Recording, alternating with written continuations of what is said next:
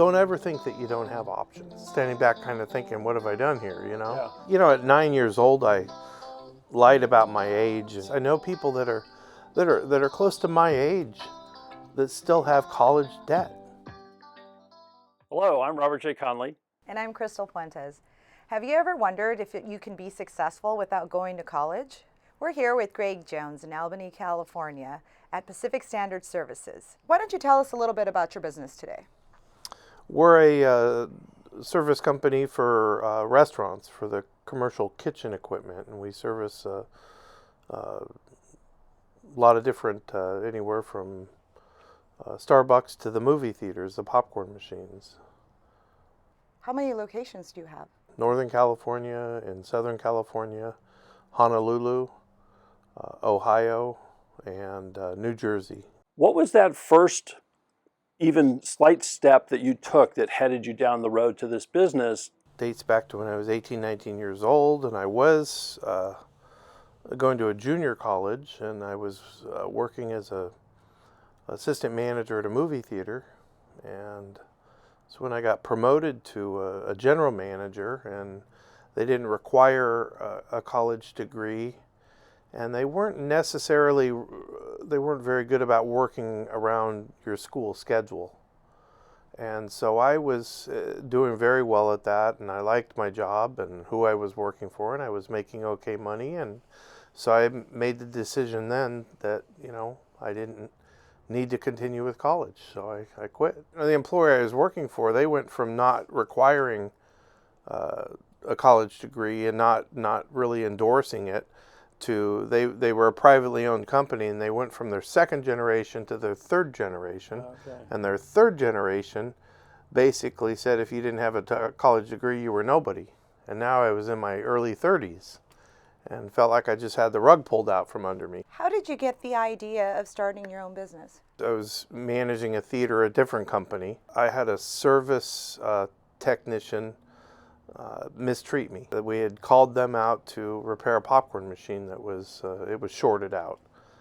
And it took them 3 days to call me back. It took them 5 days to come out. And they got there at 5:15 in the evening, so they had the nerve to charge me time and a half. And when I got the bill, I looked at him before I signed the work order. I asked if he could show me what he did, and he rolled his eyes and turned around and walked off. And I kind of looked and thought, well, I think I'm supposed to follow him. So I followed him out, and he went out to the snack bar, and he stood there talking to the popcorn machine. He didn't even look at me, like I was 4 years old. And the whole time I wasn't even looking at the machine, I was looking at him thinking, really? I mean, my people skills are better than this. And that's how I got started in this business. So he taught you? Oh, he did. They were the only service company in Northern California doing this. And from that, you now knew how to fix it yourself? No, from there I started looking into it, and from there I sent myself to 2 different service schools for the manufacturers that Okay. One's in Ohio, the other's in Chicago. And I went to both of those service schools and got certified and learned how to work on the equipment. And neither one of them were very reassuring, because they opened an account for me, but I had to pay. They wouldn't give me any terms because the failure rate was so high. Oh, wow. And they both told me, if you're still around in a year, we'll give you terms.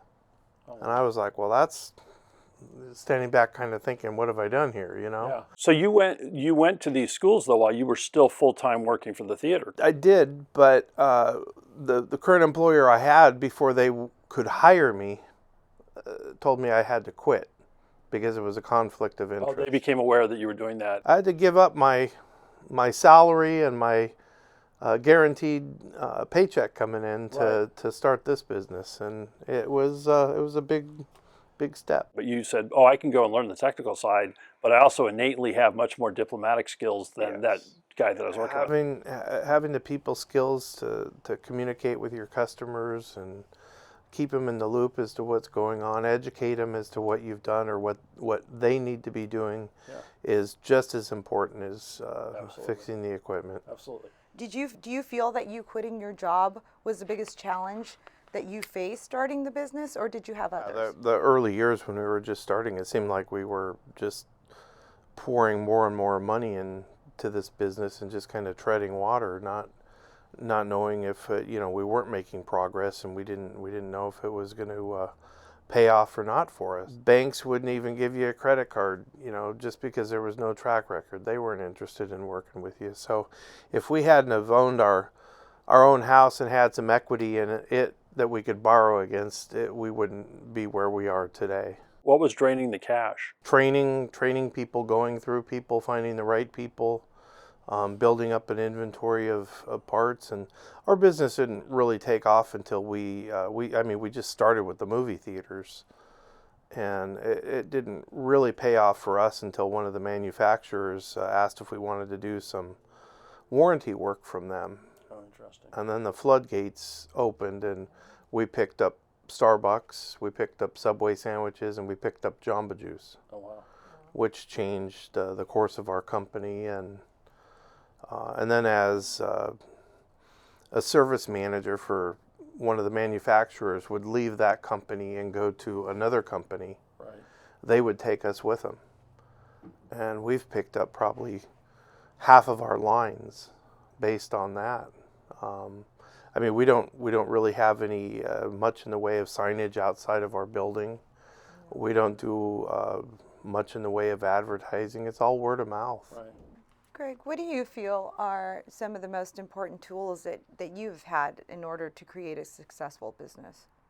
I think my years of experience in training at the theaters and hiring people and working with the public and dabbling in, budgeting and payroll, and I think that's been helpful to me. But I think, at the time, at least when I was working there, I was running large complexes, and you had to learn to delegate to get things done. And not only that, but not only what goes along with delegating is follow up. Right. Just because you tell somebody to do something doesn't mean it gets done. And ultimately it does fall back on you. So you need to make sure you need to be able to delegate and have the follow through skills to make sure things got done. Were there people that taught you those things, or were those all things that you just figured out yourself? I've always been good at picking good people and surrounding myself with good people that cared and wanted to do a good job. Right. And I've always tried to work and get along well with people.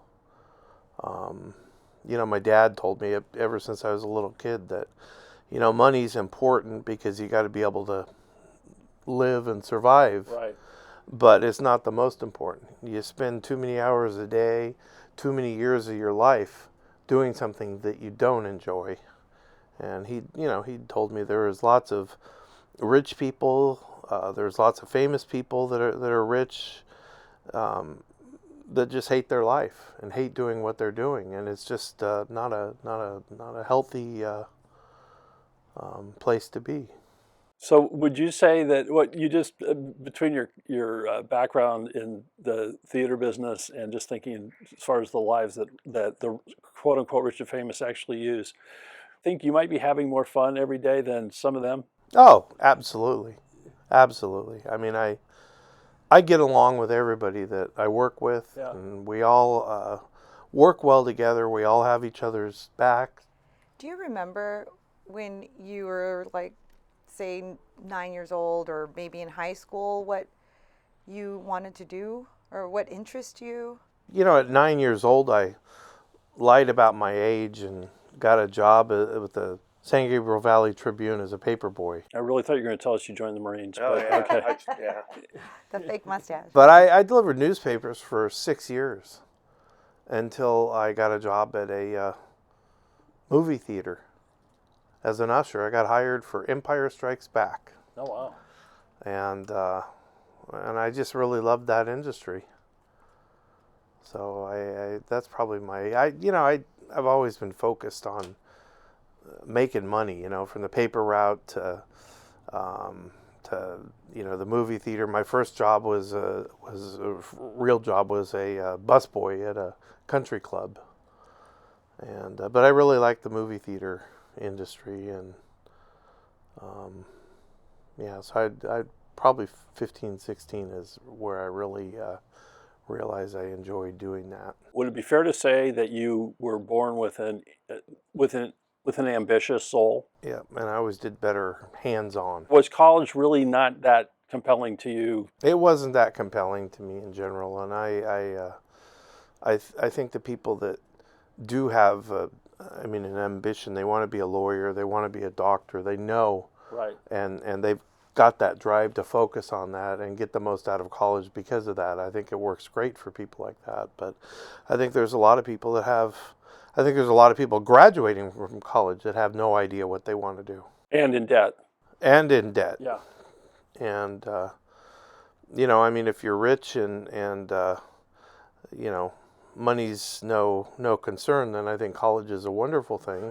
Right. 4 fun years. And I think if it's, like I said, if you know out of high school what you'd like to do for a living and have a focus, I think it's great. But I think a lot of people, a lot of kids are just told that you have to go to college. You just have to do that, and that I don't necessarily think that. I think college is a wonderful thing, but I also think that you can go places and do things without it. How would you say that your success has helped you help others? Again, by providing a good work environment. I think one of the things I told you was during this pandemic, we did furlough people, but the one thing that we haven't done is I've continued paying everybody's medical, dental, and vision through this whole thing, because I just feel like a real crumb taking somebody's health insurance away right now. Yeah. And I guess it was about 5 or 6 years ago we started a 401k for the company, and then about 4 years ago we started doing an employer match on it. And I mean, for a company with just 26 employees or 29 employees, it's pretty much unheard of. So how would you feel about your daughter deciding to skip college, or she decided to skip college? And I'd like to see her go to college, but if as she gets closer, if she's going to find something that she really enjoys that doesn't require a college degree, but it's, I don't know, let's say she wants to go into the military or become a firefighter, or,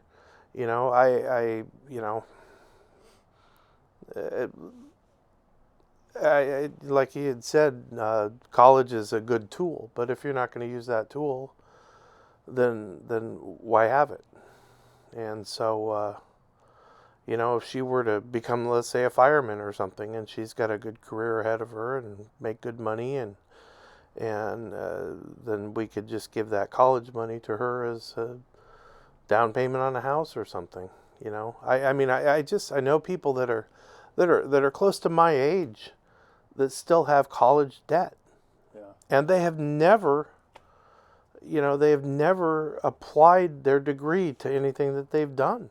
So about 5 years ago, we were going to a convention in Chicago that one of the manufacturers was putting on, and I was running through their list of events that they were going to have for the first day, and they showed that they had an economist coming, and he was going to speak to us for about an hour and a half. And I thought, oh my gosh, just shoot me now, And I got to tell you, he had me on the edge of my seat from the beginning to the end, and he was really good, well-spoken, entertaining, knowledgeable. And he had a story. He lives in the Midwest. He had a story about, he lived in a small town, and he'd usually at least once a week go to a restaurant, Hardee's, to get breakfast. And he was in there one day, and he'd noticed this kid working there, and he'd seen this kid grow from little up to big over the years, small town. And this kid was running around that place, brought him his food, and he was bussing tables and cleaning the condiment counter and sweeping and really hustling. And The guy asked him if he was in school. And he said, no, I graduated. I graduated from whatever high school. The guy says, "Well, what about college?" He said, oh, no, I can't go to college. I gotta work. My family doesn't have any money, and I just and so he asked him. He says, "Well, this is what you want to do the rest of your life? You like working here?" And he's, "Well, yeah, it's okay." And the pay? Well, it's. And he said, "But I don't have a choice." And the guy said, "Okay." So he left, and next day he went back and found that kid, and he told him about a trade school, the next community over, and said one of the things that they're doing right now is they're training people to become welders.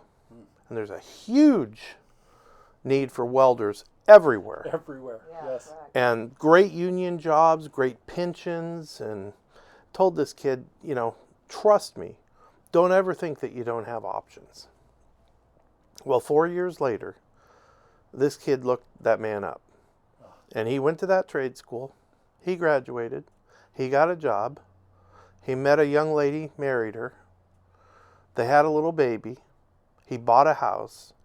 And he's earning 6 figures a year. You give me a chill. And he told that guy, he said, "You changed my life." And the guy told him, "No, you changed your own life. That's right. Do not ever let somebody tell you you don't have choices or you can't do something." A lot of people feel stuck. And if you feel stuck, be open to listening to people such as that gentleman, because they can show you and tell you about things that you may or may not know. And anyway, I appreciate that story. That's a great story. How do you feel about trade schools, though? I think whatever helps you succeed, everybody's different. What advice would you give to a young person trying to start their own business, or not per se get into this line of business, but get into their own line of business? Well, yeah, so I'm here today talking about myself and my success story. But when I go to conventions or when I go to social gatherings or meetings, I tend to be the quiet one in the room, and I listen to everybody else share their stories and what's worked for them. And I think that's where I've gotten a lot of good ideas, walking off from things like that, and heard from other people that, what really worked for them. So I'm not necessarily sitting there tooting my own horn, but listening to others and learning from what their experiences. If a young man came into you, or a woman came to apply for a job, what would be some of the things you'd be looking for? Their availability and their temperament, their ability to work with others, having a good attitude, a positive, upbeat attitude, and wanting to learn, and the ability to get along with everybody from the customer to your coworkers. We'd like to thank Greg for letting us in his office and sharing his story. We'd like to thank him very much. Thank you, Greg. No, you're welcome. And if you feel like you learned from this video, please hit like, subscribe so that you get notifications about future videos. And if you know someone that might benefit from this video, by all means, please share it. So until then, please don't forget to love who you are, and until next time.